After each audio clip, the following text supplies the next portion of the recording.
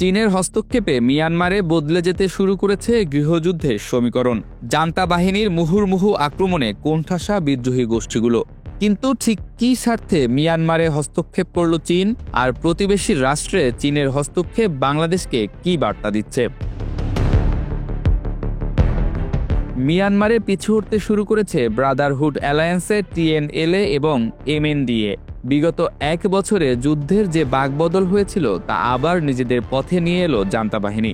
বিদ্রোহী গোষ্ঠীগুলোর সাথে তুমুল সংঘর্ষে দেশটিতে চরম উত্তেজনা বিরাজ করছে। চীনের সহায়তায় জান্তা বাহিনী পুনর্দখলে নিল শান রাজ্যের গুরুত্বপূর্ণ 2 শহর ইয়াউকুম ও হিসপাও। বিদ্রোহীদের ধ্বংস করতে অত্যাধুনিক ড্রোন, জ্যামিং প্রযুক্তি ও যুদ্ধবিমান দিয়ে জান্তা বাহিনীকে সহায়তা করছে চীন। যে কোনো মূল্যে বিদ্রোহীদের দমন করতে পুরোপুরি জান্তা বাহিনীর পাশে দাঁড়িয়েছে দেশটি।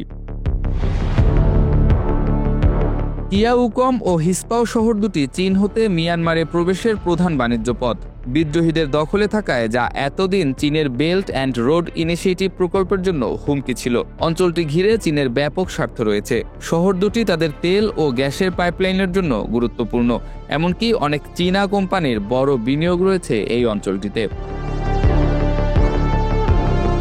মিয়ানমারে চীনের সুপরিকল্পিত স্বার্থ রয়েছে বলে দাবি করছেন বিশ্লেষকরা। মিয়ানমারকে ভারত মহাসাগরে প্রবেশের পথ হিসেবে দেখে চীন।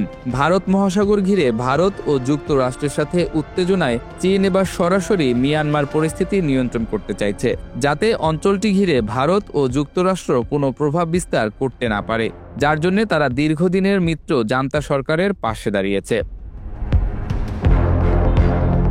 চীনের পরিকল্পনায় এরই মধ্যে জান্তা সরকার ডিসেম্বরে নির্বাচনের কথা ঘোষণা করেছে। নির্বাচনের জন্য তারা প্রযুক্তিগত ও আর্থিক সহায়তা দিয়ে যাচ্ছে।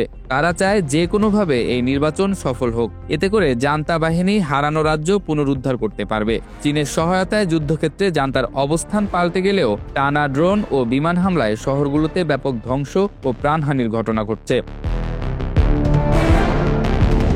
বিশ্লেষকরা বলছেন, মিয়ানমারের অভ্যন্তরীণ যুদ্ধ এখন শুধু সীমান্তের ভেতর সীমাবদ্ধ নেই।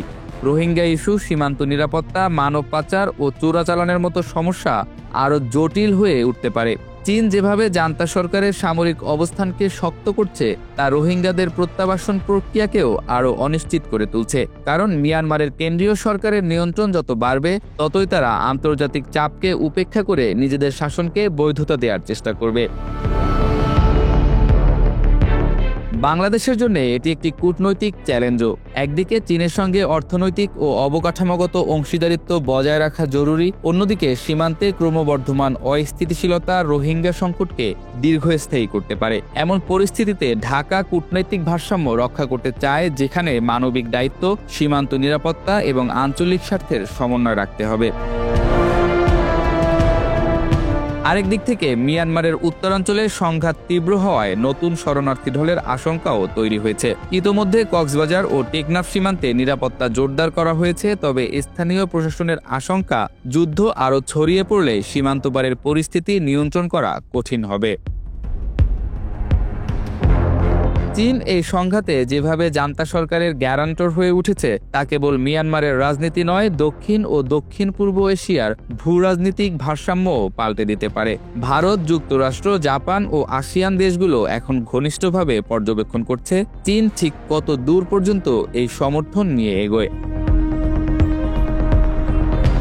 বিশ্লেষকরা বলছেন, এই সংঘাত এখন নতুন এক পর্বে প্রবেশ করছে, যেখানে যুদ্ধক্ষেত্রের গতি নির্ভর করবে চীনের সামরিক সহায়তা ও আন্তর্জাতিক প্রতিক্রিয়ার উপর। আর প্রতিবেশী দেশ হিসেবে বাংলাদেশের কূটনৈতিক সতর্কতা ও মানবিক প্রস্তুতি নির্ধারণ করবে এই যুদ্ধের প্রভাব কতটা ঢুকে পড়বে আমাদের সীমান্তে। শেষ পর্যন্ত প্রশ্ন একটাই, চীনে মিয়ানমারের হস্তক্ষেপ কি জান্তা সরকারের স্থায়িত্ব নিশ্চিত করবে, নাকি পুরো অঞ্চলকেই ঠেলে দেবে এক নতুন অনিশ্চয়তার মুখে?